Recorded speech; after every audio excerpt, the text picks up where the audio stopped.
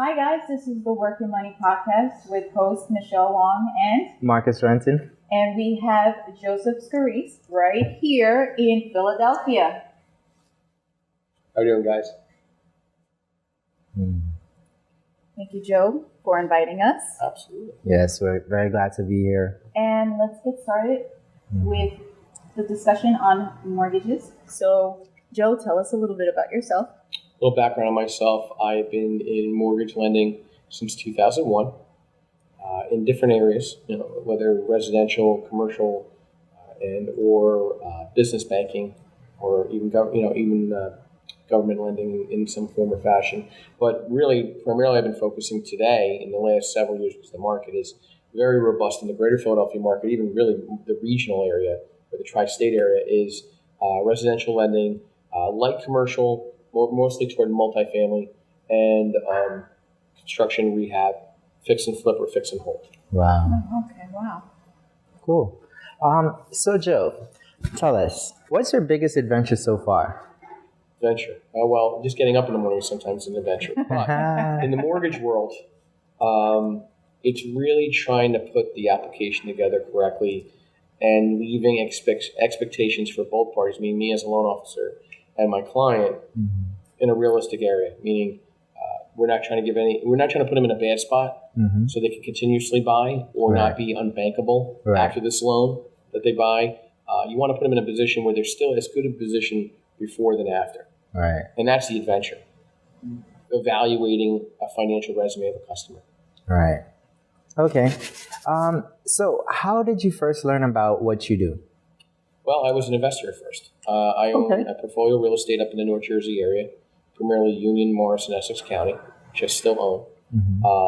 I was working for the state. I was an auditor for the state, and then I was working for some private sectors in the pharmaceutical world and banking world as an auditor. And then around 2001, I decided that, I'm never going to get past being what I was. I was a senior accountant. Right. I could make a couple moves, make a couple dollars, Right. but I was getting a little frustrated with my real estate portfolio as well as the loan officers I was working with and getting more loans. So I decided to get my banking license. Right. I've always had my real estate licenses. I've had my real estate license in New Jersey and PA since 1987. So I've always had access to real estate. It was very important. I took the exam when I was 18 years old, and I've held it ever since. So that got me into being on the other side, understanding lending, learned from good, bad, or indifferent, became very centered over the last decade in the business, made it through the 2008 mortgage collapse. But after I became a lender full-time and was maintaining my real estate portfolio, I decided to move up to the Lehigh Valley. Okay. Married, divorced, but still in the portfolio afterwards. I survived that too. That's another mortgage crash in a sense. But then met my second wife and kind of decided to sell that portfolio off, moved to the Philadelphia market, reestablish my network, and reestablish myself buying real estate. And I've been actively buying real estate here in the Philadelphia market for about 5 years now. So I'm transactional. I'm not just lending money. I also understand from the circumstance of how money is lent and why. Wow. Congratulations on that. Successfully navigating that, all those events. And what advice would you give to someone that's just starting out in mortgage lending and stuff like that? From a mortgage lender perspective or a borrower? Mortgage lending. If you're going to be a mortgage loan officer in this market today, any market in the United States, I'll say, one, the average successful loan officer age is 50. So what do you tell the person that's 30 years old? Right? It's not about just doing the kill of getting a loan closed, not worrying and having a concern with that borrower's impact, what's going on. I'd say always work for a good operation before worrying about making more margin on loans. Because if you don't work for a bank, there's more money to be made on a loan because you're in a broker world. If you're a bank, there's regulation. I still think that working for a bank always will give you better education and you will see more volume. It's all about seeing volume of different types of loans, more so than closing specific type of loans. I've seen over 1,000 loans in different forms or fashion. So seeing over 1,000 loan applications, I know all the mistakes I've made. I've seen all the different scenarios that have come up. different rules and regulations. Like I just learned a new one or was reminded of a new one just yesterday. Okay, in regards to a condo. Didn't realize it or didn't remember it. It came up. Right. Okay, so it's always volume based, and you want to see volume. I feel that if somebody's going to get into the business today as a loan officer, they're better off working for a bank than a broker. It's definitely not about the paycheck, because you're definitely going to make more money closing a loan with a broker, but you're not going to learn the operations of all the rules and regulations that Fannie have on us, Freddie have on us, the government rules and regs, than working for a bank. Okay. And that's the best advice I can give it to a loan officer that wants to get in the business at 30 years old, or 25 years old, 35 years old. Right. How do you get to that 50-year-old average successful loan officer that much sooner? Right. Okay? That's how I look at it. Right. I understand that vibe. It's a similar kind of profile in like capital raising as well. Well, also look at it another way. There's controlled partnerships at real estate offices. Your flagged real estate offices. They have usually somebody that's in-house. There's only a 20% retainage of business by the realtor to that individual that's in-house. So typically what that 20% looks like is the stuff they couldn't get approved to the people they typically work with. Right. So you're getting the stuff that's bounced off the floor that has bubble gum on the bottom. Exactly. Everything that everyone passed on. Yeah, it's the pass on stuff. So that stuff is very hard to sometimes package up. Yeah, I took an application just before you guys came, and immediately by the time I got to his employment, I knew he wasn't qualified. I just stopped.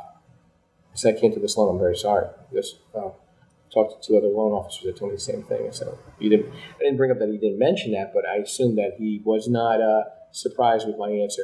He goes, you were a lot quicker. You stopped me right at employment. Exactly. Because of the volume, you could see it. Just why even go any further? Why go down to the football field and find out at the 20 you don't have a football? Doesn't make a lot of sense. No, and you know what?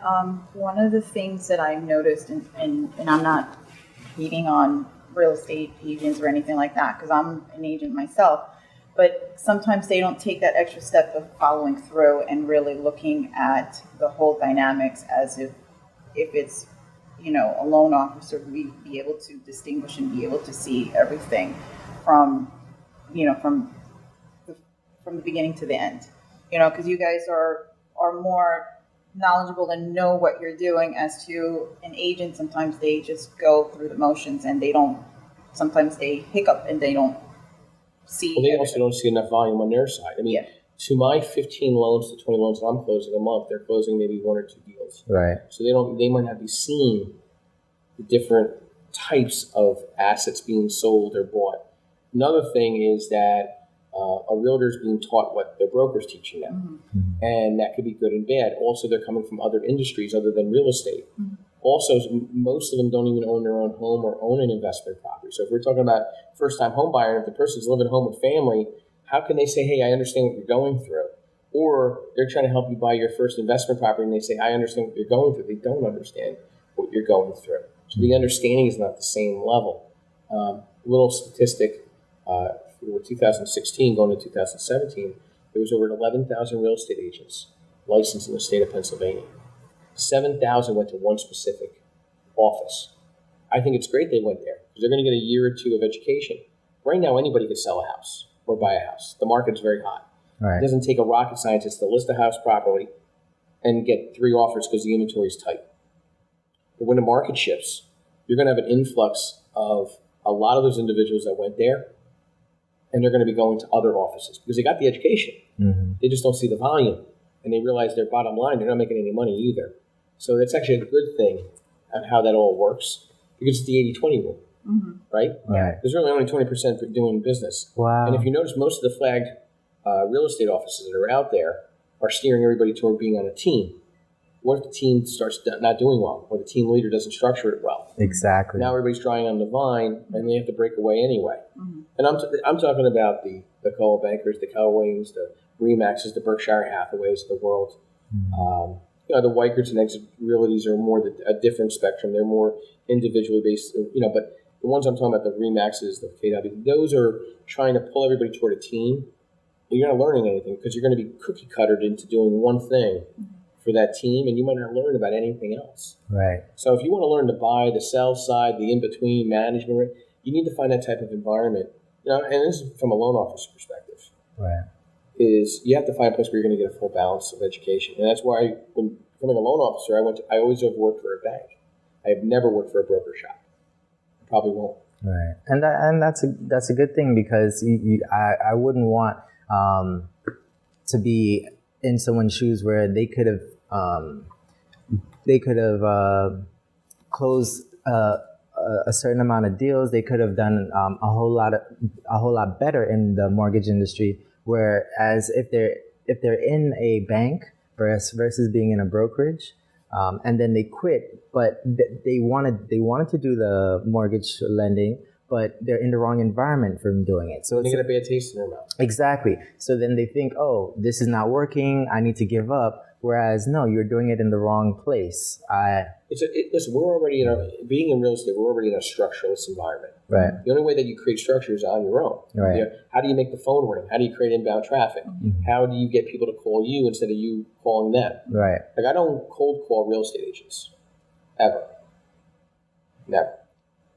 I know a lot of loan officers, that's all they do. They cold call real estate agents. I mean, I don't know if you're active, but you probably get a couple calls from loan officers weekly or daily. Mm-hmm. That won't be me. My way of being as a loan officer is being a network. Right. Fortifying educational subjects, creating opportunities, and creating a network, building a power team. And that's the difference maker. Right. I could work for XYZ company, but my brand is I'm a mortgage lending specialist, and I'm available to talk to because I'm very busy, but busy people return their calls and their emails. Yes. Last time I checked. Right. And that's how I have to look at it. And it goes back to talking to that person getting into the lending business today because they see the business being a great place to be. You have to always return your calls and emails. I don't know if you get upset, but when you call somebody and their voicemail's all full, like, really, are you that busy that you can't unload your voicemails and write it down on a notebook and then cross each one out after you make a phone call to those people? I think it's a great feeling of completion. Right. So, I mean, unless I'm not available or I'm physically ill, my voicemail's never going to be full. Because that creates a brand all by itself that you're not available.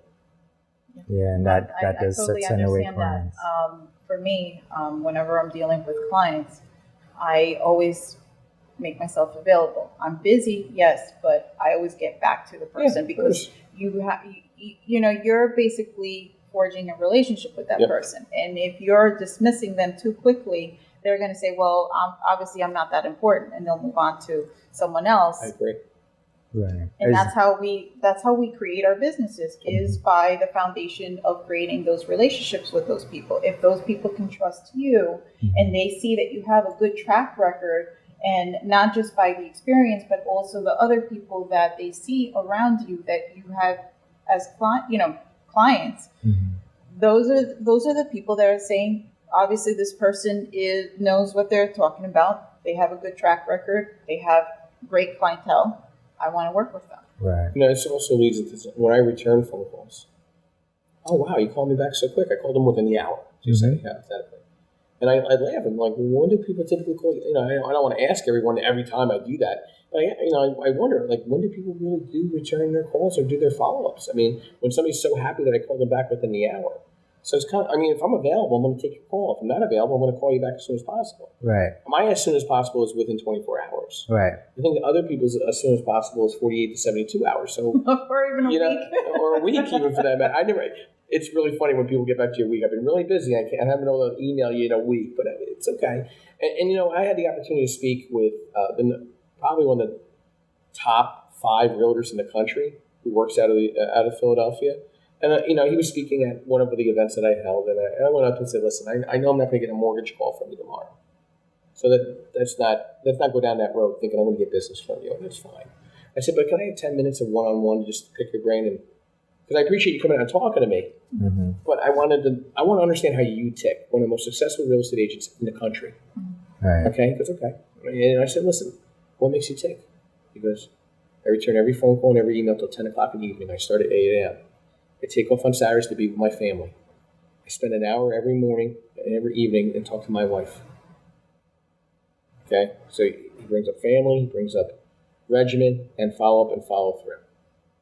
It almost has like a spiritual tone to it if you think about it. And that's really what it's all about. And he's one of the most successful real estate agents in the country, Wow. not in the county, in the country. So all you real estate agents out there, you better take a page out of his book.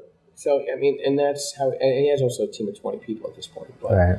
again, that is follow up and follow through. That's consistency and continuity. Mm-hmm. I mean, it all has a spiritual tone to it, but it is. Right. I mean, if you're in it, you're in it. It's definitely very important to focus and give the client attention, and to connect properly with them. That's how you meet their need. That's how you achieve your goal. From talking to you, I feel like you're very passionate about what you do. What's your biggest inspiration, professionally and personally?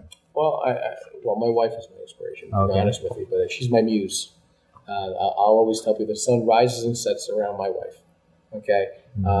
What she did for me was the biggest thing that could anybody ever do was, one, find me an acceptable mate. That's one. Right. But two, she had me take some self-awareness courses. Wow. Not anything to do with real estate, not anything to do with lending, not anything to do with any of that. Now, I lose focus on some of that sometimes, but I always get back to it. And it's all about accountability and integrity. Mm-hmm. And those self-awareness courses got me to be a very straightforward, direct individual. You know, when you're in sales, you have this theme of guaranteeing and promising people. You have a theme of not returning calls when there's bad news. You have a theme of not getting back to people with news. So what now? News is the same to me. Right. Good, bad, indifferent. I'm very much more straightforward to people.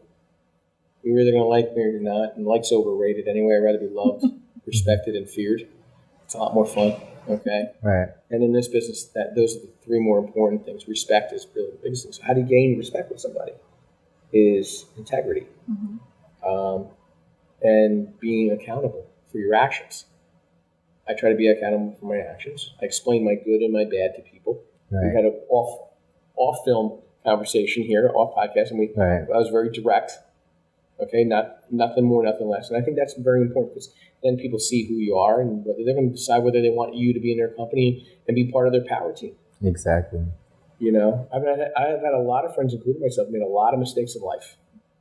Nobody's innocent sitting here in this room here. Okay, so at the same time, you got to look at things always in a straightforward perspective, and that was the game changer.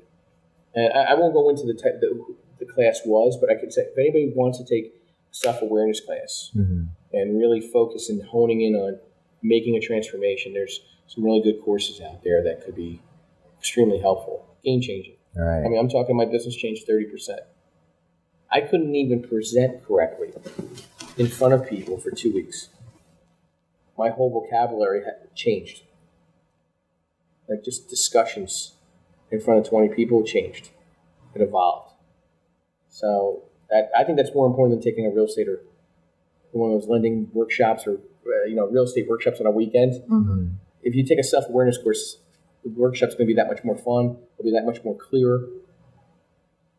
That's my thought. Cool. So, Joe, what's your favorite book? My favorite book. I always say the book. I never can remember the full name of it, but I watched the movie and the book. It was the Peaceful Warrior. Nick Nolte actually played in the role both times. One as the young man and then one as the old man. Yeah. It was this book about a guy going through college and going through transformation and life and falling in love and getting advice from somebody, and he was a gymnast and it was all this tough stuff. It was like based in the 70s. My wife gave me the book and I thought it was really, I read it every once in a while just to kind of get that vibe. Together it. I read Brian Tracy books. I do read a lot of Anthony Robbins books, which are really fun. But I'm going toward podcasts, really, to be honest with you. Nice. I don't have the time to sit there and read the books. So I go toward audio, and I go toward podcasts and listen to them as well. I really like the Brian Tracy technique of, when you leave for the day, it's like going on that 7-day vacation with your emails and your follow-ups and follow-throughs. So what I try to do is empty my email and put everything in my notebook to write, to follow up. So I know I got to it's not in my email anymore. So now I got to be responsible to follow up with those individuals. Exactly. So I try to empty my emails. I don't know if you do that, but I do. You know what? And I don't want to knock the millennials or anything like that, but I guess the millennials, because of the fact that they have everything easy access, where they just do through the text and all of that. I'm very old school. I'm 38 years old. I always I got tell 10 my years age, on you, so don't worry about it. and I'm still Are you 15? Me, I You am paint that hair on your 14. No, face? I'm 26. You paint that hair on your face? Yeah. and I'm very old school, where I have to write everything down so I can remember it. I'm going to make you laugh. I have a good friend of mine that threatens me that he's going to steal my notebook and my calendar book. I do not use Google Calendar unless somebody invites me, and then I put it down in my calendar notebook. Right. Everything is written down in my notebook. You know why? Because when you write it down, it's real. Exactly. When you put it in your Google Calendar, it was so funny. I always remember this. I met a realtor was going to meet me for a one-on-one. He put it in his Google Calendar and he laughed. I put it in my notebook, in my calendar book. He's like, "Oh, you don't use Google Calendar?" I'm like, "No." I said, "Because if I write it down, I'm going to be there." Guess who didn't show up for the one-on-one? He did. But yeah, for me, Old school still applies. Exactly. And the other thing that, Marcus doesn't make fun of me on it, but there are other people that do. And my other friend and business partner, Willie, he's a little bit older. He's in his 50s. So we're always doing the old school stuff where we like to write everything. And regardless if we see it on like the audio and everything, I still like to have my book. I still need to write my notes. I still have to see that paper so I know that I can see it and remember it. And also, when you're taking notes when you're meeting somebody for a one-on-one, yes, when you follow up to thanking them for that one-on-one, yes, and you categorize the things that you brought up of importance, and you make sure those are being addressed, it makes a lasting impression. Right. I mean, I've earned a new sponsor for my events, for the happy hour events I hold, because of the follow-up and follow-through of the items I wrote down. They were so taken back that I made the proper introductions. There was like 4 or 5, it was only 4 or 5 things. Right. And I emailed just this person, I did this, I did this, it was all complete. Now, like, hey, when can we sponsor an event? Wow. It wasn't even they just want to know when. They don't care how much, they don't care, and it's not really a lot. I mean, it's not the matter of money, really. At this point, they find me to be somebody that's accountable. The one guy he was a younger guy, and the older guy that's the owner of the company was watching. He goes, "You write everything down." I said, "Absolutely. I'm not going to remember everything by the time I get out of here." I said, "I write everything down." and you retain everything. Well, your memory. retainage is better. Yeah. Believe me, when you write it down, like when I was studying in college, it takes the average human being 7 times to remember something when you're studying. So how do you get you read it, you highlight it, and you write it. You read through once, and you're going to go over it 3 times, and you do it again.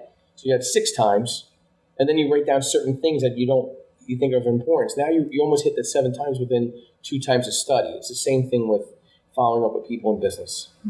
Okay, I give everybody 3 phone calls or 2. Like I do the 3-point touch or the 4-point touch. Right. A couple calls, email. If they don't get back to me, they're not really serious at this. Right. And so you're not going to get caught up and dragged down by 4 people that are dragging you around.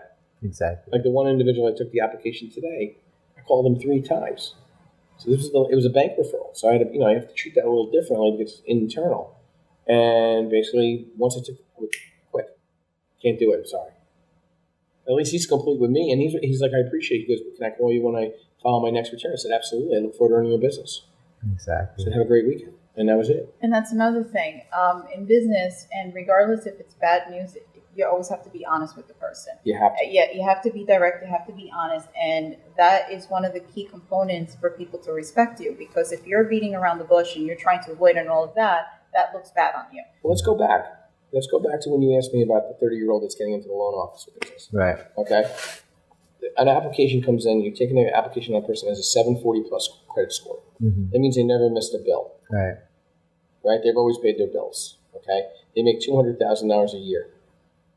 You act unaccountable to an individual like that. You won't even get the loan. But 2, you'll never get their referrals. Now, somebody that typically makes $200,000 a year hangs out with other people that make $200,000 a year. Exactly. They hang out with people with 740 plus credit scores. Do you see where I'm going? And that's really the true impact of success. When that individual refers you to one of their colleagues, which is probably as good or better. Right. Makes Because it sense? grows Yes. It grows. It's not just that one and done client. What is it? Your net worth is your network is your net worth. Yes. That is not Kiyosaki, but the other gentleman, another Asian gentleman. I can't remember his name. He's the one that came up with the quote. Yes. He's on LinkedIn, very Yes. big on LinkedIn, very passive-looking man. I can't remember his name for the life of me. But it's very important because that person that's making $200,000 a year has only so much patience and wants to feel like they're being treated by a professional. Right. It's the honesty and the open communication, the transparency that really seals the deal with them. I got a guy that's making really good money. He wants to buy investment properties, put a property under contract. Appraisal came back $15,000 short. Guess how fast he found out? As soon as I got it in, I literally forwarded it right to him and said, listen, we've got an issue here. That's an independent appraisal. That is not me doing the appraisal. That's the appraisal. You need to talk to your realtor and talk to the selling agent right away. Joe, I appreciate that very much. Right. Because he saw it timestamped 3 minutes before. So I wasn't waiting around for bad news to give to him. Right. It's all reflective on, I'll give you another example. When you have to have a credit repair specialist in your pocket, that means you're not taking the right applications. Okay, I have a credit repair specialist I utilize, but he might get one credit report a quarter. And it's usually not repair, it's maintenance. If that makes any sense. Like there's a collection on there they weren't aware of and they want to get it removed real quick. Something like simple. Right. My average credit score that I'm taking on an application is 700. Okay, so I don't have a lot to give out to a credit specialist, but I've defined my business.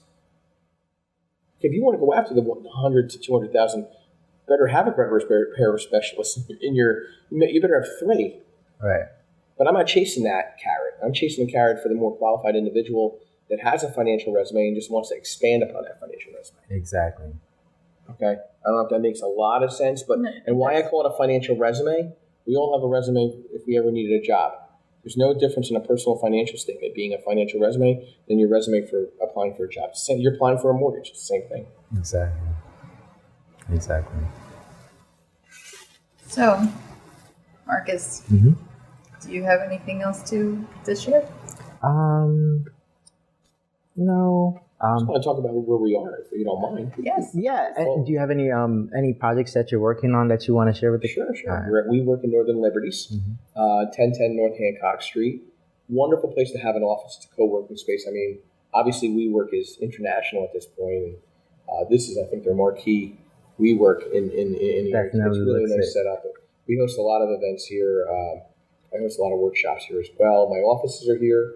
I do collaborate with a real estate office here called Your Town and Country Real Estate and a property management company, Philly managed. And they're a boutique office, and they do very well for themselves and have a good reputation out in the market. And current projects, I am transactional, as we discussed. I'm currently involved with new construction. I have 6 new construction projects. I have single-family development and renovation. I have currently 4 of those. And then I have 3 multifamily projects, all in different types, meaning I'm flipping a 7-unit, and then the other one building a 5-unit, and then the other is more for just cash flow. That's like an 8-unit. So I'm very involved in different facets of real estate. I just bought a portfolio of 6 single-family homes in Delaware County. That's really just for cash flow because you're not going to make a lot of money on the flip. You're going to make money on the hold. Exactly. So I'm always looking for opportunities. I get a lot of off-market and pocket opportunities because of the position I'm at as a networker, but also as a loan officer. Because at the end of the day, somebody needs money. Exactly. So I do see a lot of transactions, and I feed them through the offices here because it's easy. I give an example. I got a package of 14 single-family homes in Kensington area of Philadelphia, and somebody came to me. We packaged it. Gave it to one of the realtors, they already have it under contract. Never even hit the MLS. And then there's a package of 40 properties that are being packaged right now, going to be sold, never hit the MLS. Now, these are not a $1 million thing. It's probably like a $600,000 acquisition, at the end of the day, maybe a little more, whatever that case may be. But that was never on the MLS. That was just something that fed to me. I fed back out. There's my buyers, there's my sellers. Everybody's all lined up, and there's money, and I'm financing in. The realtor's making a living. The seller agent's making a living. Everybody's making a living. Right. So that's what really, what's really nice about the Philadelphia market. You can survive down here you don't have to make a lot of money, but if you want to really do well, and when you do well, living in Philadelphia is a wonderful place. Like as we were talking, North Jersey, New York.